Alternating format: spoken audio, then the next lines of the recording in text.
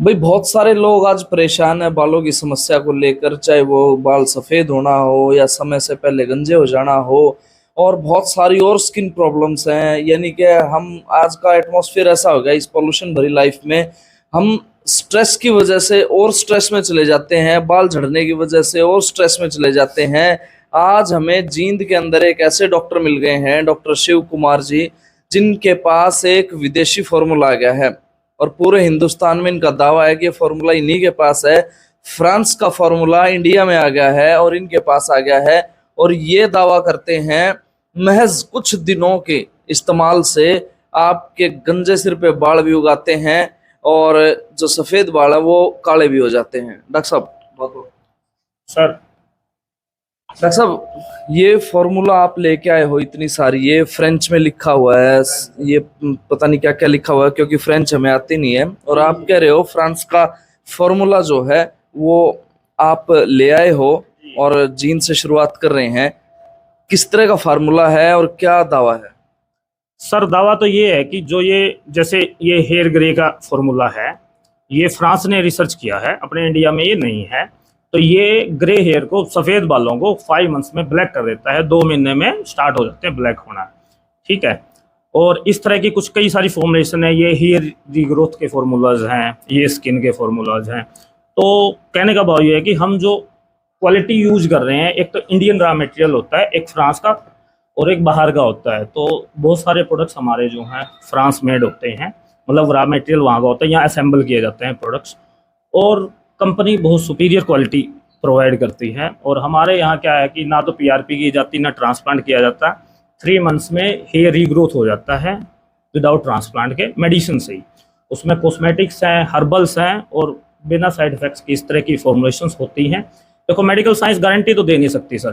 ठीक है। दावे का मतलब है कि 100 में से 98 लोगों को बाल हमारे आ जाते हैं, काले भी हो जाते हैं। 2% लोग वो होते हैं जिनको कोई इंटरनल इश्यू चल रहा हो, या कोई नशा पत्ती करता हो, या कोई बीमारी हो, वो कोई भी कारण हो सकता है। हमारा इम्यून सिस्टम और डिफेंस मैकेनिज्म है, वो रिस्पॉन्ड कितना करता है उस पर डिपेंड करता है। बट हमारे अभी तक हज़ारों लोगों को हमने दिया है, इंडिया में भी बाहर भी, बहुत ही सक्सेस रेशो है। और हेयर रीग्रोथ है, बाल मतलब लोग सोचते हैं कि गंजापन है तो वापस ही नहीं आएंगे, ट्रांसप्लांट ही कराना पड़ेगा, पर ऐसा नहीं है। मेडिसिन से बहुत अच्छा रिजल्ट आ रहा है। अच्छा, ट्रांसप्लांट की अगर बात करते हैं, ट्रांसप्लांट में तो ना बड़ा पेनफुल सा प्रोसीजर होता है, बहुत सारे लोग फॉलो ही नहीं कर पाते। क्या होता है ट्रांसप्लांट में, तो निडल्स का जो होता है ना, बड़ा एक डर भी रहता है। क्या कुछ ऐसा भी हो जाता है कि उनसे कुछ और दिक्कत भी हो जाए? हाँ जी, कई केस ऐसे सुनने में देखने में आए भी हैं कि वो एक तरह की सर्जरी होती है भी जब आप ऑपरेशन करते हैं। क्योंकि देखो, डर्मा पेपिला सेकेंड लेयर में होती है, खोल के वहाँ पे जो मतलब इंसर्ट करना पड़ेगा, तो कोई भी कॉम्प्लिकेशन हो जाता है, कई बार नर्व रप्चर हो जाती है, लेयर में इन्फ्लामेशन आ जाती है ना। किसी किसी को दिमाग की तक भी इफेक्ट चला जाता है, तो वो तो है ही। दूसरा क्या है कि उसमें भी मेडिसिन खानी पड़ती है 6 महीने से 1 साल तक, जबकि हम तो 3 मंथ्स ही खिला रहे हैं। तो ऐसा नहीं है कि ट्रांसप्लांट करा लिया और आपको दवाई खाने से मुक्ति मिल गई, कुछ लोग ऐसा सोचते हैं, पर ऐसा कोई फैक्ट नहीं है। ठीक है। तो दवाइयाँ तो पेशेंट को खानी पड़ती है वहाँ पे भी। अच्छा, बाल उड़ते ही क्यों है? बाल उड़ते हैं जी, देखो 4 कारणों से। पहला होता है हमारा टेस्टोस्टेरोन, हमारे हार्मोन्स होते हैं, वो बढ़ जाता है, जो कि 10% ऑटोमेटिकली कन्वर्ट होता है डीएसटी में, डाईहाइड्रोटेस्टोस्टेरोन, जो कि मेल सेक्स हार्मोन होता है। वो जब डर्मा पेपिला पे चिपक जाता है जोंक की तरह, तो उसको कमजोर करके गिरा देता है। दूसरा होता है जी स्ट्रेस, एंजाइटी, डिप्रेशन, जिस वजह से कोर्टिसोल रिलीज होता है और ऐसा हो जाता है, बाल गिर जाते हैं। तीसरा है जी फूड हैबिट्स, हम लोग फ्रूट्स नहीं लेते हैं, सैलेड कंज्यूम नहीं करते, नशा करते हैं, उस वजह से आता होता है। चौथा होता है इन्वायरमेंटल फैक्टर, भी पानी बदली हो गया है ना, या जेनेटिक डिसऑर्डर हो गया, या कोई और बीमारी होगी, या किसी और चीज़ की दवाई हमने खा ली। तो ये 4-5 कारण हैं जिस वजह से हमारा जो हेयर बल्ब है वो श्रिंक हो जाता है और डोरमेंट स्टेज में चला जाता है, जिससे कि गंजापन आ जाता है। अच्छा, जेनेटिक वाली बात आपने कही। जेनेटिक वाले तो ये सोच के बैठ जाते हैं भाई मेरे तो माँ बाप के भी नहीं है, मेरे मामा और के भी नहीं है, क्योंकि जेनेटिक्स में पहले ही नहीं है, तो क्या उसके भी आ जाएंगे? देखो, उसको एंडोजेनिक एलोपेशिया कहते हैं। ये एक कैटेगरी है एलोपेशिया की, जिसमें साइडों से और बीच से बाल जाया करते हैं। जेनेटिक इसमें फैक्टर जरूर होता है, पर ऐसा नहीं है कि बचपन से ही बच्चे को बाल नहीं है, वो कब जाते हैं 20 साल, 25 साल, 30 साल में। इसका मतलब जेनेटिक फैक्टर जरूर है, पर ट्रिगर किसने किया है उसको? डीएसटी ने, स्ट्रेस ने। मतलब यदि ये चीजें नॉर्मल रहे हैं तो जरूरी नहीं है एंडोजेनिक एलोपेशिया सबको होता है। 50 साल में भी उसके झड़ से? हाँ, झड़ सकते हैं, ऐसा नहीं है। दूसरी बात, एंडोजेनिक एलोपेशिया भी रिवर्स होता है, दोबारा बाल आ जाते हैं। ऐसा नहीं है कि उसके डीएनए में ऐसी कोई पार्टिकुलर चीज नहीं है कि बाल उगेंगे ही नहीं, ऐसी कोई चीज़ नहीं है। अच्छा, कितनी एज तक आप बाल उगा सकते हैं? 55 साल तक हम बोलते हैं जी, क्योंकि 55 के बाद जो हमारे फॉलिकल्स है ना अंदर वाले, वो बूढ़े हो जाते हैं सेल, तो वो इतनी कार्यक्षमता नहीं रहती भी जैसे कोई बूढ़ा मजदूर है उससे थोड़ी ज़्यादा काम ले सकेंगे आप। तो 55 के बाद हमारे पास कई पेशेंट्स के फ़ोन आते हैं 50-60 के बाद भी, तो हम 55 के बाद थोड़ा मना कर देते हैं कि रिस्पॉन्स टाइम नहीं आएगा। जितनी एज कम होते उतना रिस्पॉन्स टाइम, इम्यून सिस्टम बढ़िया हो, दोनों चीज़ों में से कुछ भी हो तो बहुत बढ़िया रिस्पॉन्स आता है। मतलब ये है कि हम 55 साल के गंजे को भी बाल उगा सकते हैं। जी जी जी जी जी सर, बिल्कुल। तो और क्या है हमारे पास? स्किन का भी हम देखते हैं, स्किन में किस तरह की चीजें होती हैं? सबसे ज़्यादा चला हुआ है जी पिगमेंटेशन, जिसको छाइयाँ कहते हैं। यहाँ पे बटरफ्लाई एरिया काला काला बना जाता है, लेडीज़ में ज़्यादा है, जेंट्स में भी होती है।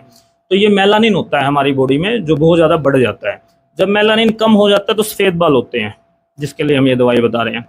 कम हो जाता है, बाल सफेद हो जाते हैं, बढ़ जाता है, मुंह काला हो जाता है। उसका कहने का भाव ये है कि डिस्टर्ब हो गया है। मेलानोसाइट एक तरह के सेल होते हैं जिनका काम है मेलानिन बनाना। भाई तुम इस रेशो में मेलानिन बनाओ, कम बनाएंगे तो भी दिक्कत करेंगे, ज़्यादा बनाएंगे तो भी दिक्कत करेंगे। तो उसको क्या है, मेंटेन करना रहता है।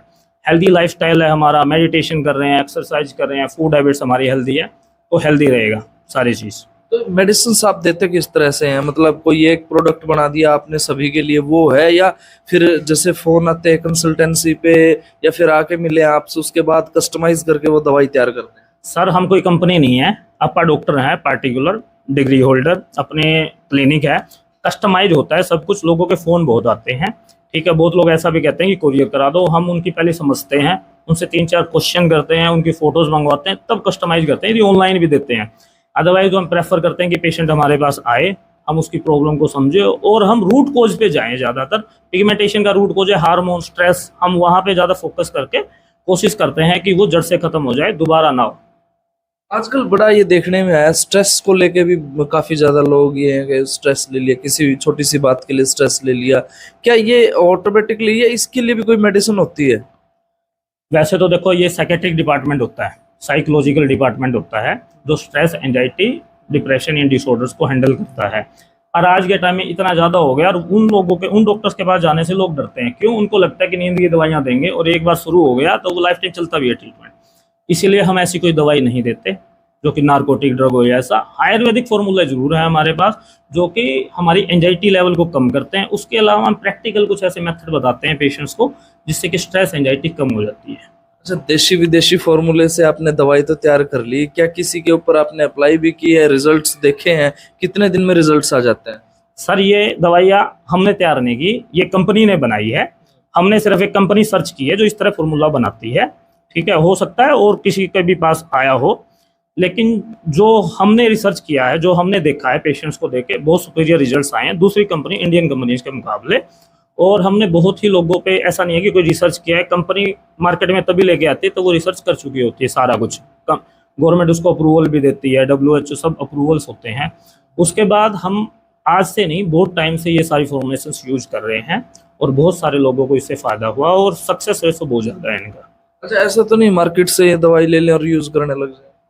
हाँ, लोग ऐसा सोचते हैं कि आप हमें फॉर्मूला बता दो, हम वहाँ से लेने लग जाएंगे। पर ये चीज़ें जो हैं, देखो इंडिया में डुप्लीकेसी तो बहुत होती है, डुप्लीकेसी तो कुछ भी मिल सकता है, पर ये फॉर्मुलेशन ना ऑनलाइन मिलती है और ना ही मार्केट में फ्रीली अवेलेबल होती है। अच्छा डॉक्टर साहब, किसी को चाहिए तो वो कैसे आपसे संपर्क करे? क्या फ़ोन नंबर शेयर कर सकते हैं? हाँ जी, हाँ जी, 6284418272 हमारा फ़ोन नंबर है। Housing board market near Rama Krishna मंदिर, जींद, हरियाणा में हमारा क्लिनिक है। फिजिकल विजिट करो तो ज़्यादा बेटर है, नहीं तो फ़ोन आप कर सकते हो। कब कब आप बैठते हैं, कब मिल सकते हैं? डेली बैठते हैं जी, 10 से मॉर्निंग में 2 और इवनिंग में 5 to 8 हमारा टाइम होता है। तो कभी भी आए पेशेंट। ऑनलाइन भी मंगवा सकते हैं? ऑनलाइन मंगवा सकते हैं, कोई दिक्कत नहीं है। कोरियर फैसिलिटी हम ऑल इंडिया देते हैं, पर हमारे यहाँ जैसे कैश ऑन डिलीवरी नहीं है तो हम एडवांस पेमेंट प्रेफर करते हैं। बहुत बड़ी बात है। अगर आप भी बाल झड़ने की समस्या से परेशान हैं, बाल सफ़ेद होने की समस्या से परेशान हैं, तो आप संपर्क कर सकते हैं डॉक्टर शिव कुमार जी से, जो कि जींद के रहने वाले हैं। और इन्होंने बड़ी मेहनत के बाद, कई सालों की खोज के बाद ये फॉर्मूला जो है वो खोज निकाला है, जिससे आपको ना पेनफुल ट्रांसप्लांट कराने की ज़रूरत है, ना ही कोई और ऐसे मेडिकल प्रोसीजर के अंदर से जाने की ज़रूरत है जिसमें बहुत पेन होता है और बहुत सारे पैसे खराब होते हैं। ट्रांसप्लांट जब